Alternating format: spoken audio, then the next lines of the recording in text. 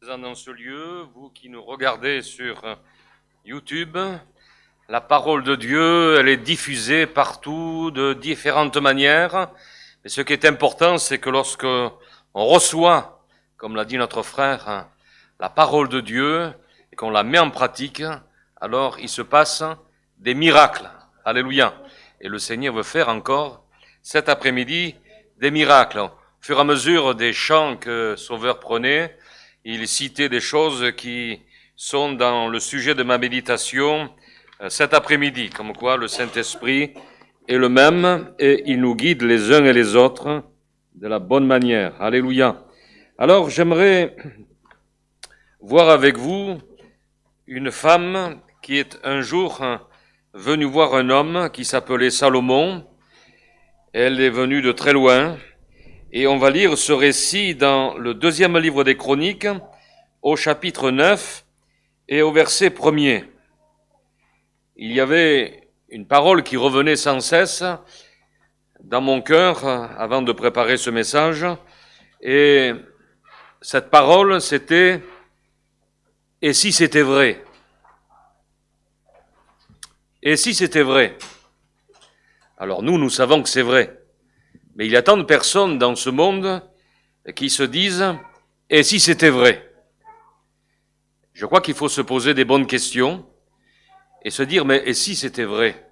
Il y a bien des choses où on se pose ce genre de questions et on va vérifier et on se dit « Eh oui, c'est vrai. Eh oui, c'est vrai. » Alors on va lire dans 2 Chroniques chapitre 9, verset 1er. Il est dit « La reine de Séba apprit la renommée de Salomon, et elle vint à Jérusalem pour l'éprouver par des énigmes. Elle avait une suite fort nombreuse et des chameaux portant des aromates, de l'or en grande quantité et des pierres précieuses. Elle se rendit auprès de Salomon et elle lui dit tout ce qu'elle avait dans le cœur. Salomon répondit à toutes ces questions et il n'y eut rien que Salomon ne sache lui expliquer. La reine de Séba vit la sagesse de Salomon et la maison qu'il avait bâtie, et les mets de sa table, et la demeure de ses serviteurs, et les fonctions et les vêtements de ceux qui le servaient, et ses échansons, et leurs vêtements et ses holocaustes qu'il offrait dans la maison de l'Éternel. Elle en eut le souffle coupé. Elle dit au roi, « C'était donc vrai, ce que j'ai appris dans mon pays au sujet de ta position et de ta sagesse. Je ne croyais pas ce qu'on en disait avant d'être venu et d'avoir vu de mes yeux. Et voici, on ne m'a pas raconté la moitié de la grandeur de ta sagesse. Tu surpasses ce que la renommée m'a fait connaître. Heureux tes gens, heureux tes serviteurs qui sont continuellement devant toi et qui entendent ta sagesse. Béni soit l'Éternel ton Dieu, qui t'a accordé la faveur de te placer sur son trône comme roi pour l'Éternel ton Dieu. C'est parce que ton Dieu aime Israël et veut le faire subsister à toujours qu'il t'a établi roi sur lui pour que tu fasses droit et justice. Elle donna au roi 120 talents d'or, une très grande quantité d'aromates et des pierres précieuses. Il n'y eut plus d'aromates tels que ceux donnés au roi Salomon par la reine de Séba. Les serviteurs de Huram et les serviteurs de Salomon, qui apportèrent de l'or d'Ophir, amenèrent aussi du bois de santal et des pierres précieuses. Le roi fit avec le bois de santal des escaliers pour la maison de l'Éternel et pour la maison du roi, et des harpes et des luttes pour les chantres. On n'en avait pas vu de semblable auparavant dans le pays de Juda. Le roi Salomon donna à la reine de Séba tout ce qu'elle désira, ce qu'elle demanda, plus qu'elle en avait apporté au roi. Puis elle s'en retourna et alla dans son pays, elle et ses serviteurs. Amen. Gloire à Dieu. Voilà, peut-être qu'il y a longtemps que vous n'avez pas lu cette histoire, qui est une histoire extraordinaire. C'est l'histoire d'une rencontre au sommet. Je crois que face à la question que nous avons posée au début de cette méditation, on a besoin de savoir si c'est vrai, si c'est vrai. Et le Seigneur fait agir notre intelligence. Nous le savons car nous l'avons découvert. Je crois que lorsque la reine de Séba a entendu le rapport qu'on lui a fait sur le royaume de Salomon, elle n'est pas restée insensible, elle n'est pas restée inerte. Elle s'est peut-être posé au début la question, mais et si c'était vrai ce qu'on était en train de me dire? Car elle était en recherche. Il y avait dans son cœur un vide. Et beaucoup de personnes en restent au oui-dire du plus grand nombre. Mais lorsqu'il est question de notre salut, lorsqu'il est question de notre âme, lorsqu'il est question de notre éternité, il faut vérifier la véracité des informations. Comme cet homme qui dira, Philippe, mais peut-il venir quelque chose de bon de Nazareth?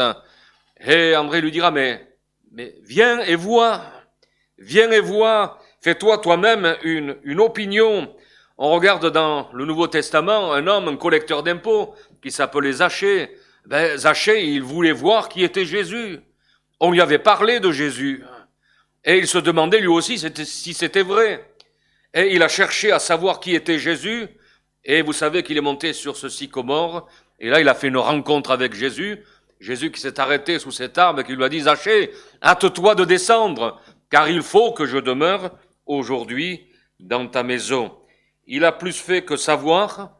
Il a rencontré le Seigneur, qui le connaissait par son nom et qui voulait demeurer dans sa maison. Et c'est pendant notre vie qu'il faut faire cette démarche avec Dieu. Certains, n'est-ce pas, entendent la parole de Dieu et se disent, mais on verra plus tard. Mais voyez-vous, plus tard, des fois, en une fraction de seconde, nous ne sommes plus là. Et on a besoin d'être prêt à rencontrer le Seigneur. C'est quand on vérifie, et on a besoin de vérifier de la bonne manière, si ce que nous attendons est vrai. C'est au travers de la parole de Dieu qu'on découvre la vérité. La vérité, c'est une personne. La vérité, c'est Jésus. Jésus dira, je suis la lumière du monde. C'est bien de dire de telles paroles. Mais on s'aperçoit que lorsque Jésus a dit, je suis la lumière du monde, il a redonné la vue aux aveugles. Il a redonné la lumière dans les yeux de l'aveugle. Quand Jésus a dit, je suis la résurrection et la vie, il s'est trouvé devant le tombeau de Lazare et il a fait sortir cet homme qui était là depuis plusieurs jours. On voit par ces faits, par ces miracles, la vérité du Seigneur Jésus-Christ. Dans le livre des Nombres, au chapitre 23, verset 19, il est dit, Dieu n'est pas un homme pour mentir, ni le fils d'un homme pour revenir sur sa décision. Ce qu'il a dit, ne le fera-t-il pas? Ce qu'il a déclaré, ne l'accomplira-t-il pas? On va aborder la reine de Séba en Éthiopie. Moi, j'ai été fasciné par cette rencontre, d'autant que elle n'est pas venue d'à côté. Nous, on est venus d'à côté. Mais elle est venue d'Éthiopie. Elle n'est pas venue non plus en Éthiopie Airlines, mais elle est venue en Chameau Airlines. C'est pas pareil. Elle a parcouru 2500 kilomètres, d'après ce que j'ai lu. 2500 kilomètres en chameau. Il faut vraiment avoir envie de connaître la vérité et d'être désaltéré dans son cœur. Nous avons lu que cette grande dame, qui fut la reine de Séba, vint des extrémités de la terre de son Éthiopie natale pour rencontrer le roi Salomon. C'est ce qu'on appellerait aujourd'hui une rencontre au sommet. Je crois que si les gens ne viennent pas écouter l'Évangile, c'est qu'ils n'ont pas conscience de l'urgence, de la nécessité de faire la paix avec Dieu, qu'ils ne croient pas que Dieu a la solution à tous leurs problèmes. Premièrement donc, pour en revenir à la reine, elle est venue des extrémités de la terre. Mais vous savez, elle est venue avec des énigmes. Des énigmes. Lorsqu'on regarde les hommes qui venaient vers Jésus, les pharisiens, ils essayaient toujours de piéger Jésus par toutes sortes de questions, même religieuses, mais Jésus avait toujours la réponse et ils étaient bouche bée. Et cette femme, lorsqu'elle est venue vers Salomon, elle commençait par des énigmes. Vous savez ce que c'est des énigmes? Les énigmes, ce sont des cols. Et cette femme, quand elle est venue vers Salomon, elle a commencé à lui poser quelques cols. Elle s'est dit, je vais le piéger un petit peu, et puis pas de chance. Il a répondu à toutes ces calls. Alors, il n'est pas dit ce qu'elle a dit, mais c'est le résultat après qui compte. Elle est venue avec des énigmes. Je crois qu'au-delà des énigmes qu'elle a posées à Salomon, elle était venue quand même avec des questions, avec des interrogations. Et nous en avons aussi des interrogations. Les hommes en général en ont des interrogations. Qu'est-ce que la vie? Quel est le sens de la vie? Qu'est-ce que je suis venu faire sur cette terre? Qui suis-je? D'où est-ce que je viens? Où est-ce que je vais? Les grands mystères de la vie, de la mort, de l'éternité. Ce sont des questions que l'on se pose, même déjà tout petit. Des enfants posent des questions sur la mort, sur l'éternité. Donc elle a posé toutes ces questions, mais on ne sait pas quelles étaient les questions de la reine de Séba, mais je sais qu'elle en avait beaucoup et que ces questions étaient difficiles. On peut être reine et avoir des questions au fond du cœur. Vous savez, il ne faut pas sous-estimer les personnes que nous rencontrons et que nous côtoyons, même si parfois elles ont un visage qui est assez paisible. Lorsqu'on commence à parler avec elles, on s'aperçoit qu'il y a tant et tant de problèmes et de difficultés. Je me souviens quand j'étais plus jeune, on faisait du porte-à-porte dans des villages, je me souviens plus dans quel village c'était, mais on était avec un copain et on prospectait et on a vu une maison, une belle maison avec piscine, il y avait 2 voitures magnifiques devant la maison et on s'est approché, on a frappé à la porte et on a commencé à parler de Jésus à cette dame qui nous avait ouvert. Et lorsqu'elle nous a ouvert, nous, on croyait que c'était la paix, c'était la joie dans la famille, il y avait tout à vue humaine pour dire que c'était le faste. Et lorsqu'on a parlé un petit peu avec cette femme, elle a ouvert son cœur et elle nous a dit tout ce qu'elle vivait et les drames qu'elle vivait dans sa famille. Et nous, tout jeunes, on lui a laissé un évangile, on lui a parlé de Jésus, on est parti. Je ne sais pas ce qui s'est passé après, mais nous lui avons apporté le message du salut. Sachez que, quelles que soient vos questions, Christ est plus grand que Salomon. Si Salomon a pu répondre aux questions de cette femme, nous savons qu'ici, dans ce lieu, il y a la personne bénie et glorieuse de Jésus. Alléluia. Qui veut répondre à toutes nos questions, mais aussi il est la réponse à nos questions. Et puis, on s'aperçoit qu'il y a eu quand même une détente dans le cœur de cette femme. Comme dit notre frère, le premier cantique, il est important d'ouvrir son cœur. Je me souviens, il y avait une dame à Marignane qui écoutait l'évangile depuis des années, et puis rencontré quelques années après, elle avait ouvert son cœur et elle dira à mon épouse, je sais pas, Bernard, il me disait sans cesse, il faut que vous ouvriez votre cœur au Seigneur. Il faut que vous ouvriez votre cœur au Seigneur. Et pendant des années, j'entendais le Seigneur, mais au-delà de la porte de mon cœur. J'entendais bien sa voix, mais je ne voulais pas ouvrir mon cœur, lui laisser ma destinée entre ses mains. Et elle l'a fait. Elle l'a fait quelque temps après. Elle partait, mais elle partait auprès du Seigneur parce qu'elle avait fait la paix avec Dieu. La Bible dit, elle lui dit tout ce qu'elle avait dans le cœur. Remarquez qu'elle commence avec des énigmes, c'est-à-dire avec des cols. Et c'est vrai que souvent, les premiers contacts que nous pouvons avoir avec l'Évangile, ou souvent quand nous parlons avec des personnes autour de nous, l'Évangile prend des allures de bataille rangée. Les gens discutent, ils essaient de nous coller, des gens viennent avec des énigmes, des cols, avec des arguments pour vous embarrasser. Mais elle a très vite compris les vanités de ces énigmes. Aussi, remarquez ce qui suit, elle a ouvert tout son cœur. Et voyez-vous, la parole de Dieu, elle peut faire son effet en nous à partir du moment où nous ouvrons tout grand notre cœur. Comme l'a cité notre frère dans l'Apocalypse, le Seigneur dit, « Voici, je me tiens à la porte de ton cœur et je frappe. Si tu entends ma voix et tu ouvres la porte, j'entrerai chez toi, je souperai avec toi et toi avec moi. » C'est extraordinaire d'entendre Dieu parler ainsi. D'entendre Dieu qui nous dit, si tu ouvres ton cœur, je viendrai avec toi, je souperai avec toi. Bien sûr, il ne veut pas se mettre à table dans notre maison. Il est question de choses spirituelles, de relations spirituelles que Dieu veut avoir avec nous. C'est différent. Ce n'est plus son sac à énigmes qu'elle ouvre maintenant, mais c'est son cœur. Et Salomon a répondu à toutes ces questions parce qu'elle avait ouvert tout son cœur. Certaines personnes disent, moi j'ai posé des questions à Dieu, j'ai prié, mais j'ai rien reçu. Peut-être que votre cœur ne s'est pas complètement ouvert au Seigneur. Peut-être avez-vous été réticent. Avez-vous plaidé coupable ou non? Votre confession, votre besoin, est-ce que c'était une justification, une repentance? Est-ce que vous avez été vrai avec le Seigneur? Je crois que cette femme était vraie. Toute riche qu'elle était pauvre. Écoutez ce que dit le livre des Proverbes au verset 28. Comme quoi il est important d'être vrai parce que de toute manière, on ne peut pas tromper Dieu, il nous connaît parfaitement. C'est ce qui se passe dans notre esprit, dans notre cœur, ce que nous avons vécu, ce que nous vivons maintenant.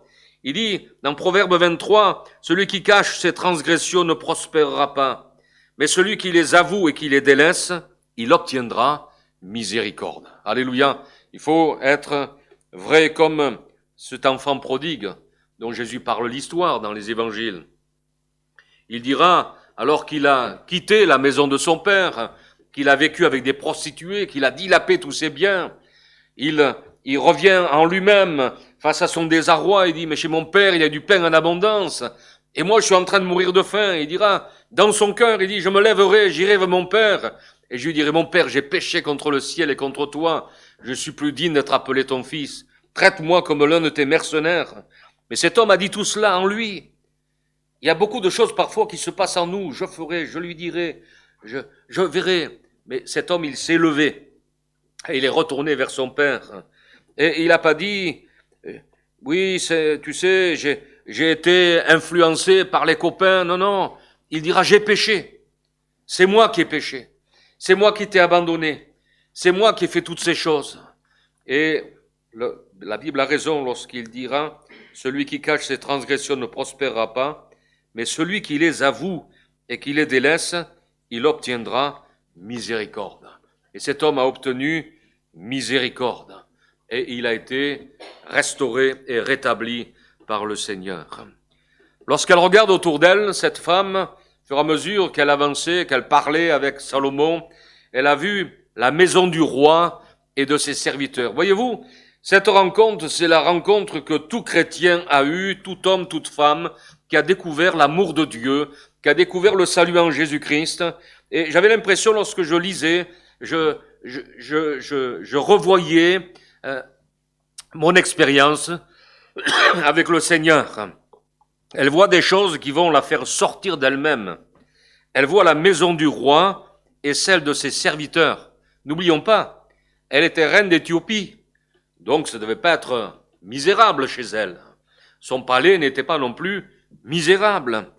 Mais elle, la reine qui avait un palais, elle voit la maison des serviteurs de Salomon et elle en est éblouie. Avez-vous déjà pensé à la maison qui nous attend dans le ciel? Lorsque je lis l'Apocalypse et que je découvre tout ce que le Seigneur nous révèle dans l'Apocalypse, je pensais à cette femme qui a découvert ce royaume de Salomon. Écoutez ce que dit la Bible au travers de l'apôtre Paul dans 2 Corinthiens 5. Il dit, si notre corps qui n'est qu'une tente est détruit, nous avons une maison qui n'est pas faite de main d'homme, éternelle dans les cieux. Bientôt, le Seigneur va revenir, alléluia, pour nous faire rentrer dans notre maison qu'il a préparée dans son ciel. Êtes-vous convaincus? Avez-vous cette assurance, chers amis, que le Seigneur est en train de vous préparer une place parce que vous êtes devenus son enfant? C'est ça qui est important, mes amis. Jésus dira que votre cœur ne se trouble point. Croyez en Dieu et croyez en moi. Il y a plusieurs demeures dans la maison de mon Père. Si cela n'était pas, mais je vous l'aurais dit, je vais vous préparer une place.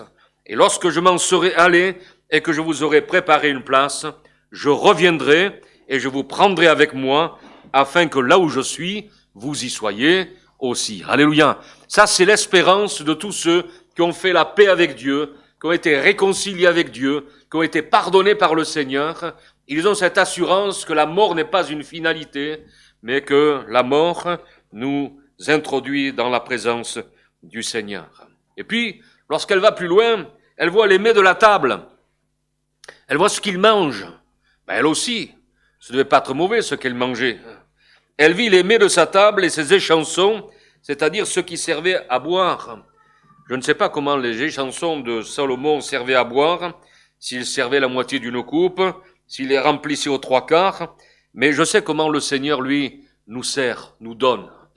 Il nous donne avec abondance. Dans le psaume 23, David dit ces paroles, « Tu oins d'huile ma tête, et ma coupe, elle déborde. » Voyez-vous, la bénédiction de Dieu, ce n'est pas au compte-gouttes, mais le Seigneur nous bénit abondamment. Voilà la mesure de bonheur des rachetés. C'est une coupe tellement pleine qu'il peut dire à cette occasion, « Tu dresses devant moi une table en face de mes adversaires. » Il dira, « Heureux tes serviteurs et les serviteurs de ton royaume. » La reine maintenant, elle enviait Salomon. Elle enviait même ses serviteurs. Elle ne pouvait pas dire la même chose chez elle. Et pour le chrétien, bien évidemment, lorsque le Seigneur parle de table, de boisson, il est question d'une nourriture spirituelle. C'est ce que Jésus a voulu faire comprendre à ses auditeurs. Lorsqu'il leur a dit, vous savez, l'homme, il ne vivra pas de pain seulement, mais de toute parole qui sort de la bouche de Dieu. Comme nous avons besoin d'une nourriture, vous avez jeûné tout à l'heure, donc pas de nourriture, hein. Mais l'homme ne vivra pas de pain seulement, c'est-à-dire pas simplement de nourriture pour que le corps reçoive l'énergie dont nous avons besoin. Mais nous avons une âme que les hommes négligent tant. Ils ont l'impression qu'ils sont faits que de chair et d'os, mais nous avons une âme qui a des besoins spirituels. Nous avons été créés, nous dit l'Écriture, pour Dieu et par Dieu pour nous tenir en sa présence. Il dira, pourquoi pesez-vous de l'argent pour ceux qui ne nourrissent pas? Pourquoi travaillez-vous pour ceux qui ne rassasient pas?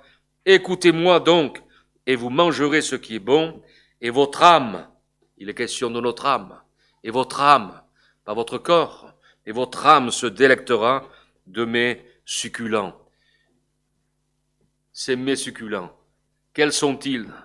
Je crois que ces mets succulents, c'est la paix dans ce monde en guerre, la paix dans le cœur, la joie dans ce monde tellement triste, tellement abattu, l'amour, le véritable amour qui vient de Dieu, qui nous permet de ne pas aimer parce qu'on va nous aimer, mais d'un amour inconditionnel, la communion avec Dieu, quelle richesse! La prière, la lecture de la parole de Dieu, c'est réellement une nourriture qui nous rassasie. Et puis elle va plus loin, parce qu'elle observe tout. Elle regarde les vêtements des serviteurs. Elle vit aussi les vêtements de ses serviteurs. En tant que reine et en tant que femme, elle devait s'y connaître, en vêtements et en soieries. Mais des vêtements que portaient les serviteurs de Salomon, elle n'en avait jamais vu. Avez-vous déjà vu les vêtements spirituels des rachetés, des hommes et des femmes qui ont fait la paix avec Dieu, qui sont devenus enfants du Seigneur? Quand le fils prodigue est revenu vers le Père a dit à ses serviteurs, « Apportez vite la plus belle robe et revêtez-le. » C'est-à-dire que lorsque cet homme est revenu dans la repentance, face à sa misère, à son péché, le manteau, l'habit qu'il avait, on lui enleva le manteau de la honte. On lui enleva le manteau de son péché, de sa souillure, de toute l'immoralité qu'avait été sa vie. On lui a enlevé pour le revêtir du manteau du salut, du pardon, de la réconciliation. Vous savez, un vêtement n'est jamais innocent. Il exprime ce que je suis. C'est arrivé quelques années de cela où les jeunes s'habillaient tout en noir, des pieds à la tête. Hein? On appelle ça des gothiques. Il y en a encore, mais un peu moins. Mais ça démontrait ce qu'il y avait dans leur cœur. Il y avait les ténèbres dans leur cœur et qui automatiquement s'extériorisaient par leurs habits. Ces jeunes étaient malheureux, ne savaient pas quoi faire. Et c'est vrai que le vêtement exprime ce que je suis, ma personnalité. Se vêtir n'est pas sans lien avec ce que nous sommes ou ce que je veux signifier. L'enlèvement des vêtements sales est la même chose que faire disparaître l'iniquité d'une personne. Et c'est ce que le Père, pour l'enfant prodigue, a voulu nous montrer. Et quand Jésus parle, c'est lui qui parle dans cette histoire. Et ainsi nous découvrons que lorsque Christ nous couvre de sa propre justice, il enlève notre robe sur notre cœur, sur notre âme, sur notre esprit, de notre souillure, et il vient nous revêtir du vêtement de sa justice. Alléluia. Vous savez, le pardon des péchés est une réalité. C'est une réalité.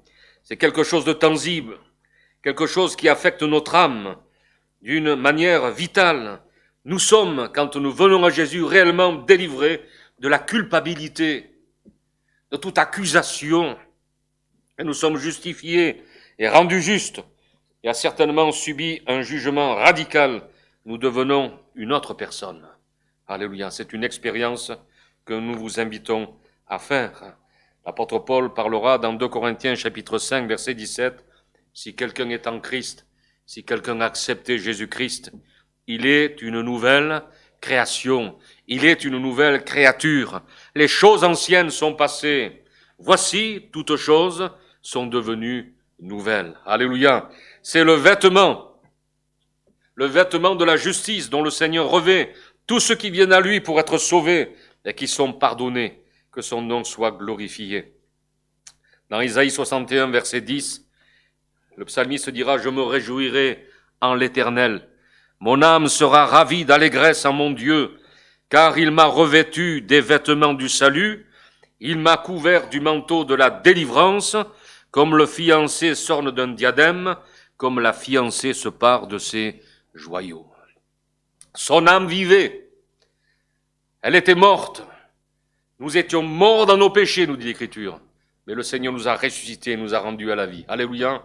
Alors il se réjouit. Et nous aussi, nous réjouissons chaque jour. Et nous voulons qu'à notre tour, vous puissiez vous aussi vous réjouir comme cet homme. Je me réjouirai en l'Éternel. Mon âme sera ravie d'allégresse en mon Dieu, car il m'a revêtu des vêtements du salut. Il m'a couvert du manteau de la délivrance. Et puis, on va plus loin. En parlant, elle voit l'abondance, mais la surabondance. Puis je lis encore que Salomon lui donna tout ce qu'elle désira, plus qu'elle n'en avait apporté. Quand nous donnons notre vie au Seigneur, quand nous nous consacrons à lui, n'oublions jamais que Dieu ne sera jamais notre débiteur. Elle est repartie avec beaucoup plus qu'elle n'avait apporté, et en tout cas avec une chose en particulier. Dans Éphésiens chapitre 1er verset 3, l'apôtre Paul parle et dit « Béni soit Dieu le Père de notre Seigneur Jésus-Christ, qui nous a bénis de toutes sortes de bénédictions spirituelles dans les lieux célestes en Christ. » Dieu a tout pourvu pour nous. Dieu a tout pourvu pour notre salut, pour notre bonheur, pour notre paix, pour nous accompagner pendant notre pèlerinage ici-bas. Il ira même jusqu'à dire dans Éphésiens 3, verset 20, « Or à celui qui peut faire par la puissance qui agite en nous, infiniment au-delà de tout ce que nous demandons ou pensons, à lui soit la gloire dans l'Église et en Jésus-Christ, dans toutes les générations et au siècle des siècles. Amen. » Nous avons un Dieu d'abondance. Alléluia, elle est repartie chez elle avec la paix dans son cœur, et cette paix est l'un des biens les plus précieux au monde. La reine de Séba est repartie avec cette paix, comme le vieux Siméon dans l'Évangile. Quand il a vu l'enfant Jésus qui venait avec Marie et Joseph pour être présenté au temple, il a pris l'enfant dans ses bras et il a dit ces paroles, maintenant. Il attendait ce moment-là. Il a été poussé par le Saint-Esprit, nous dit la Bible. Et il a dit, maintenant, Seigneur, laisse ton serviteur partir en paix. Je peux mourir maintenant, pourquoi ? Parce que mes yeux ont vu ton salut. Quand nous sommes assurés du salut de notre âme, mes amis, nous sommes prêts pour l'éternité. Vous savez, l'éternité, c'est pas quelques années. Ça n'a pas de fin. Ça n'a pas de fin, l'éternité. C'est pour ça que l'enjeu est grand. C'est pour ça que la parole de Dieu, lorsque le Seigneur nous invite à venir à lui, il sait combien l'enjeu est grand. Il sait que les hommes et les femmes qui ne l'accepteront pas, malheureusement, périront dans l'enfer pour l'éternité. Et l'amour d'un père ne veut pas que son enfant meure et soit perdu, mais il veut qu'il se repente et qu'il vive. Et lorsque je lis encore ce récit, il y a quelque chose que j'aimerais souligner, c'est que il y a la vie après la vie. C'est pas tout. Il y a encore deux choses que je voudrais souligner. C'est que si la reine de Séba est descendue dans le tombeau, et nous savons qu'elle y est descendue, Jésus, lui, nous montre que la tombe n'est pas la fin de tout. Il nous dit, dans l'évangile de Matthieu, chapitre 12, au verset 41, « Les hommes de Ninive se lèveront au jour du jugement avec cette génération et la condamneront parce qu'ils ne se repentirent à la prédication de Jonas. Et voici, il y a ici plus que Jonas, la reine du Midi. » Tiens, il est question de la reine du Midi. Et Jésus la cite. « La reine du Midi se lèvera au jour du jugement avec cette génération et la condamnera parce qu'elle vient des extrémités de la terre pour entendre la sagesse de Salomon. Et voici, dira Jésus, en parlant de lui, il y a ici plus que Salomon. » Alléluia. Il y a ici plus que Salomon. Et cet après-midi, il y a au milieu de nous plus que Salomon. Il y a le Fils de Dieu. Alléluia. Gloire à Dieu. Jésus répondra à Marthe, la sœur de Lazare, « Je suis la résurrection et la vie. Celui qui croit en moi vivra, quand même il serait mort. Et quiconque vit et croit en moi ne mourra jamais. Crois-tu cela ?» Elle voit la maison du roi, elle voit les mets de sa table, les échansons, elle voit les vêtements de ses serviteurs. Et enfin, elle verra quelque chose de particulier. Elle verra les holocaustes qui sont offerts à l'Éternel. L'Holocauste, et je terminerai avec cela, l'Holocauste nous parle du sacrifice suprême de la croix, du calvaire. Et tous ceux qui ont regardé à la croix, je disais pendant le jeûne et prière que beaucoup de personnes aujourd'hui, alors plongées dans toutes sortes de religions ténébreuses, ont la révélation de la croix du calvaire, la révélation de Jésus-Christ qui offre sa vie pour eux. Et c'est ainsi qu'ils découvrent l'amour de Dieu et qu'ils se convertissent. Vous savez, quand on lit l'Écriture, on s'aperçoit qu'il y a eu toutes sortes de personnes qui sont venues. Il est même question dans la Bible d'un mot qui m'a un petit peu écorché. Quand Jésus a été crucifié avec ses deux brigands, il est dit que les gens étaient venus au spectacle. Quel spectacle! Remarquez qu'ils avaient l'habitude de voir des choses terribles. Dans les arènes, c'était leur cinéma, eux. Vous voyez les lions déchirés, les victimes qui étaient là, les enfants étaient là et regardaient, c'était abominable, c'était terrible. Et les soldats, devant la croix, attendront la fin de ce qui se passait, de ce spectacle terrifiant, pour dire, dans l'évangile de Matthieu, chapitre 27, et ce qui m'a attiré, c'est les paroles de ces soldats. Il est dit, Jésus poussa de nouveau un grand cri et rendit l'esprit. Et voici le voile du temple se déchira en deux depuis le haut jusqu'en bas. La terre trembla, les rochers se fendirent, les sépulcres s'ouvrirent et plusieurs corps des saints qui étaient morts ressuscitèrent. Étant sortis des sépulcres après la résurrection de Jésus, ils entrèrent dans la ville et apparurent à un grand nombre de personnes.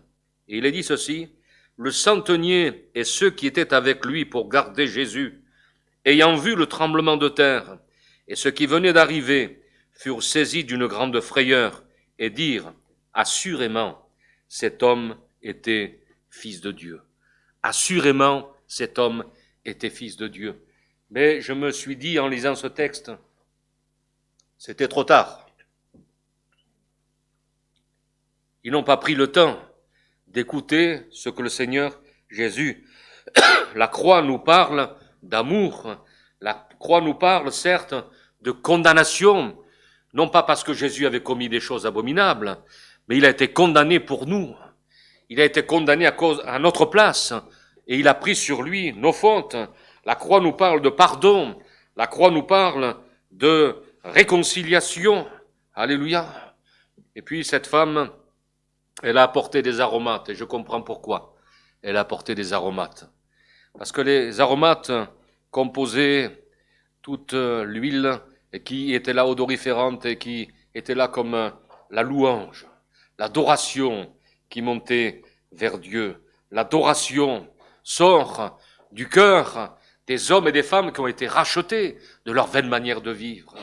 l'adoration monte vers Dieu. Et je comprends qu'à la fin, elle a offert toutes ces aromates, parce qu'il y avait de l'adoration dans son cœur. Et à la fin, elle dira ces paroles hors d'elle-même. Hors d'elle-même. Elle dira, c'était donc vrai ce que j'ai appris dans mon pays au sujet de ta position, de ta sagesse. Je ne croyais pas ce qu'on en disait avant d'être venu et d'avoir vu de mes yeux. Et voici, on ne m'a pas raconté la moitié de la grandeur de ta sagesse. Tu surpasses ce que ta renommée m'a fait connaître. Heureux tes gens, heureux tes serviteurs qui sont continuellement devant toi et qui entendent ta sagesse. On ne m'avait pas raconté la moitié. Alors pour terminer, j'aimerais dire, faites comme cette reine. Venez à Jésus cet après-midi, car c'est aujourd'hui le jour du salut, le jour de la délivrance. Des milliers de personnes, malheureusement, des personnes seront dans l'éternité et diront ces paroles. C'était donc vrai. Ça sera des paroles terribles. C'était donc vrai. Le Seigneur ne veut pas que vous disiez ces paroles dans l'éternité, mais il veut cet après-midi que vous puissiez dire, j'ai rencontré Jésus. On ne m'en avait pas dit la moitié. Et je sais qu'à partir d'aujourd'hui, il va conduire ma vie, il va conduire mon existence, que je ne vais plus être plus seul à combattre les soucis, les problèmes et les difficultés de la vie, mais qu'il sera avec moi, comme le dira David, l'Éternel est mon berger, je ne manquerai de rien, il me fait reposer dans de verts pâturages, il garde mon âme, il dira même, lorsque je passerai par la vallée de l'ombre de la mort, je ne crains aucun mal, car tu es avec moi. Alléluia. Cette femme, elle est repartie dans son pays, certainement en volant. Elle avait rencontré le Seigneur, le Dieu que servait Salomon. Alors cet après-midi, vous pouvez faire pareil. Vous pouvez rencontrer le Seigneur pareillement. Et on va baisser nos têtes quelques instants.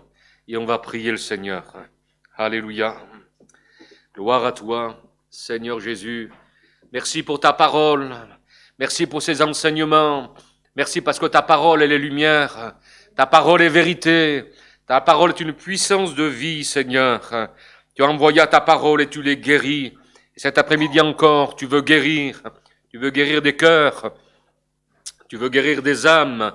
Tu veux pardonner des âmes. Tu veux réconcilier des âmes avec toi, Seigneur. Tu vas arracher des âmes à l'enfer.